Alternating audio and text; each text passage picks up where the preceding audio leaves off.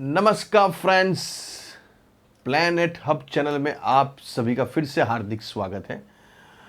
और इस बार सब्जेक्ट रहेगा कर्क राशि। अक्टूबर नवंबर फलादेश करेंगे 2022 के लिए, 2022 के लिए फलादेश होगा करीबन एक महीने का, अक्टूबर के लास्ट के 15 डेज और नवंबर के बिगिनिंग के पहले 15 दिन, महीने के पहले 15 दिन, अक्टूबर के बाद के 15 दिन लास्ट के, और टोटल मिला के 30 डेज का प्रिडिक्शन किया जाएगा। फलादेश करेंगे। ये करीबन करीबन सही आता है, करीबन नहीं आता है, ये कोई 100% नहीं होता है। ये एक प्रिडिक्शन होता है, एक फलादेश होता है, एक शास्त्र है, और शास्त्र के हिसाब से हम आपको उसके बारे में थोड़ी जानकारी देते हैं। बहुत से व्यूअर्स भाई बहन बस 100% आपका रॉन्ग है, ये है वो है, इससे कोई मतलब नहीं है। हम कोई भगवान नहीं है, गॉड नहीं है कि हम जो बोलेंगे वो सही होगा। लेकिन हमारी बातों के अंदर कहीं कोई बात ऐसी निकल जाती है तो इसका मतलब ऐसा नहीं कि हम 100% सही है। ये शास्त्र है, ये 70, 80%, 90% तक सही जाता है, कभी नहीं भी जाता है। सबके हिसाब से सबकी कुंडलियाँ अलग अलग रहती है। ये खाली राशि कुंडली है और उसके हिसाब से हम आपको बताने का प्रयास करते हैं। यहाँ बात करेंगे, ये जैसे मैंने बोला 30 डेज के बारे में। कर्क राशि चंद्र के घर की राशि है और बहुत सेंसिटिव, इमोशनल बहुत रहती है, और अभी ज़्यादा इमोशनल है। कैसे? क्योंकि आपकी राशि को यहाँ शनि महाराज देख रहे हैं। शनि की नज़र जब भी चंद्र के ऊपर पड़ती है तो व्यक्ति बहुत इमोशनल बन जाता है और बहुत सेंसिटिव हो जाता है, और हर एक चीज़ों को ज़्यादा इमोशंस में पकड़ के वो सोचने लग जाता है, और माइंड हमेशा ड्यूअल रहता है, विवेरिक रहता है। इसलिए यहाँ शनि ऑलरेडी वक्री चल रहे हैं। लेकिन आपके लिए एक खुश खबर है कि शनि यहाँ मार्गी होंगे 23 अक्टूबर को। इसी महीने की 23 अक्टूबर को शनि यहाँ फिर से मार्गी भ्रमण चालू करेंगे। तो यहाँ थोड़ा आपको राहत होगी, थोड़ी शांति। जो भी आपकी माइंड स्टेबल नहीं है, एंजाइटी है, या कुछ न कुछ प्रॉब्लम, समस्या, थोड़ी सी चीज़ को लेकर आप बहुत सारे सोच में पड़ जाते हो और बहुत लंबा सोच लेते हो, नेगेटिव थॉट ज़्यादा आ जाती है, तो ये थोड़ी यहाँ आपको राहत मिलेगी। फिर आगे शनि निकलने वाला है जनवरी में, फिर उसके बाद की अलग बात होगी। लेकिन यहाँ थोड़ी राहत होगी शनि मार्गी होने के बाद, क्योंकि चंद्र जब शनि को देखता है तो पूरा चंद्र की जो चंद्र के अंदर जो कला है वो सभी कलाएं वहाँ स्टॉप हो जाती है। उसका जो खिलना, मतलब जैसे अमावस्या का चंद्र कैसे देखता, उस टाइप का फिर आपका मन हो जाएगा। मन है तो सब है, मन नहीं है तो कुछ भी नहीं है। इसलिए मन अभी कुछ करने को कर नहीं रहा है, कुछ होने को, कुछ सोचने को, कुछ प्लानिंग करने को, कुछ भी है तो यहाँ मन अभी इतना आपका ठीक नहीं है। तो यहाँ बुध चेंज हो गए 26 अक्टूबर को। बुध अपनी कन्या राशि को छोड़ के यहाँ तुला राशि में आएंगे, और शुक्र महाराज भी 18 अक्टूबर को छोड़ के कन्या राशि को छोड़ के तुला राशि में भ्रमण करेंगे। सूर्य भी आएंगे 16 तारीख को, और केतु ऑलरेडी बैठा हुआ है।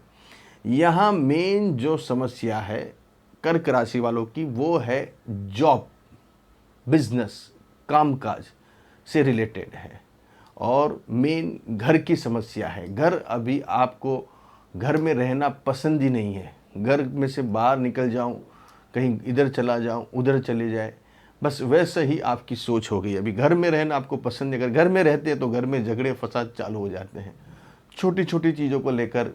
ये मोबाइल यहाँ क्यों रखा, ये पानी का ग्लास यहाँ क्यों रखा, ये ट्यूबलाइट बंद क्यों नहीं किया, ये सब चीज़ों को लेकर घर में वाद विवाद, मन मुटाव, झगड़ा, मतभेद, मनभेद फिर चालू हो जाते हैं। इसलिए यहाँ मेन समस्या आपकी ये है।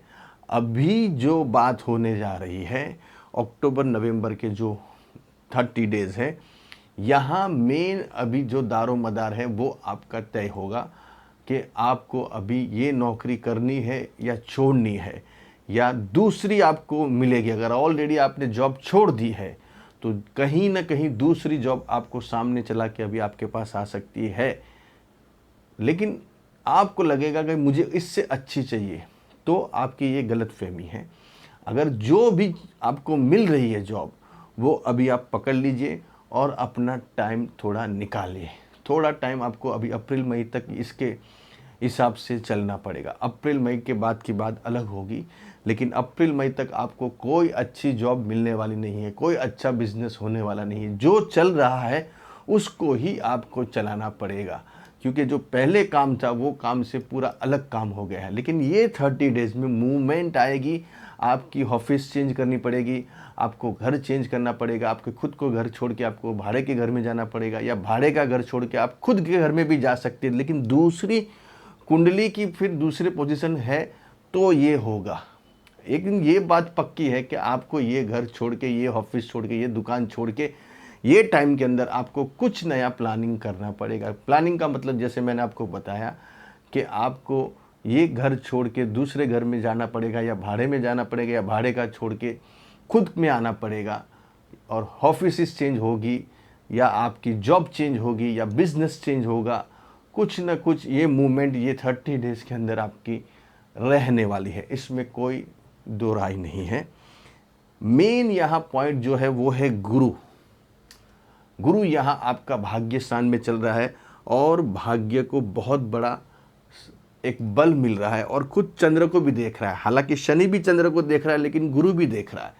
लेकिन यहाँ गुरु वक्री है, उल्टा बैठा है, रिट्रोगेट है। रिट्रोगेट गुरु इतना फल नहीं देता है, लेकिन जैसे 24/11 होगी नवंबर, उसके बाद गुरु मार्गी होगा और चंद्र को देखेगा, तब जाके आपको थोड़ी शांति राहत महसूस होगी। कुछ ना कुछ आपकी मानसिकता में, आपके थॉट्स में, आपके विचारों में एक पॉजिटिवनेस आएगी।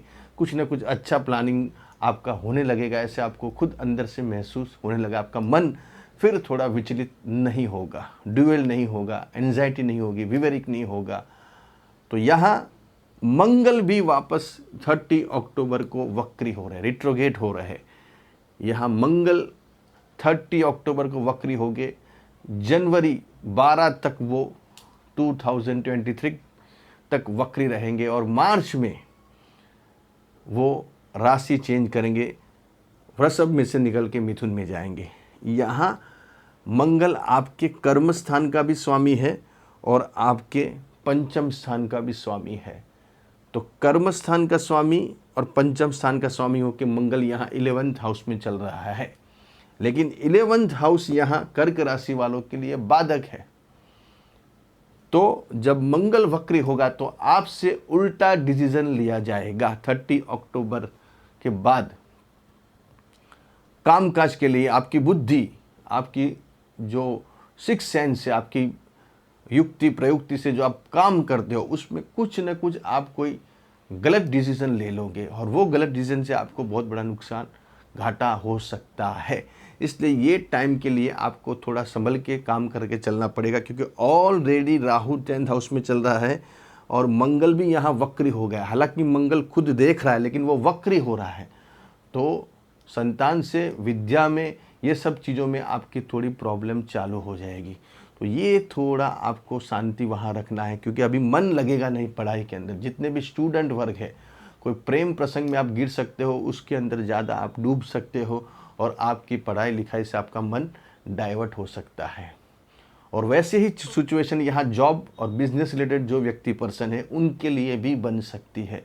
तो वहाँ आपको थोड़ा सोच समझ के, दिमाग को खुला करके, फ्रेश रख के डिसीज़न लेना है। कोई भी हड़बड़ी में एकदम फास्टली डिसीज़न लेके आपको कोई काम में गिर नहीं जाना है। जैसे ये जॉब छोड़ दी फटाक करके और दूसरी जॉब पकड़ ली, जो जॉब हालांकि आपको वो जॉब बढ़िया थी, और आपने अपनी एक उतावल के अंदर, अपने ईगो के अंदर और एक अपनी सूझबूझ आपने खोकर वो जॉब पकड़ के आपने वो जॉब को छोड़ दिया जो अच्छी थी। इसलिए यहाँ वैसे ही बिजनेस रिलेटेड में भी ऐसा ही होगा। थोड़ा उसके ऊपर थोड़ा आपको ध्यान रखना है, उसके ऊपर थोड़ा मेन फोकस करना है। ओवरऑल बाकी कुंडली आपकी मैंने जैसे बताया, अभी आपका काम हो नहीं रहा है, इसमें तो आपको खुद को मालूम होगा। काम नहीं हो रहा है, बिजनेस नहीं हो रहा है, जॉब में भी कुछ न कुछ प्रॉब्लम, समस्या, ये वो, बॉस से हैरानगति, कलीग से हैरानगति, घर में भी झगड़े फसाद, ये सब चीज़ें अभी आपको देखने को मिल रही है। Partner, life partner, business partner, ये सब के प्रॉब्लम भी आपके सामने खड़े के खड़े ही है। लेकिन ये थोड़ा टाइम आपको निकालना है। लेकिन अभी मैंने जैसे बताया कि अभी कुछ मूवमेंट बनेगी, घर related, business related, job related, कुछ ना कुछ पक्का। नया छोड़ के पुराना छोड़ के नया पकड़ोगे, या जो चल रहा है उसको आप थोड़ा ऊपर नीचे करके दूसरी जगह पे जाओगे। कुछ ना कुछ माइग्रेशन होने वाला है ये टाइम के अंदर, ये पक्का है, ये तय है। ऐसे और की वीडियो लेके आऊँगा, तब तक के लिए नमस्कार।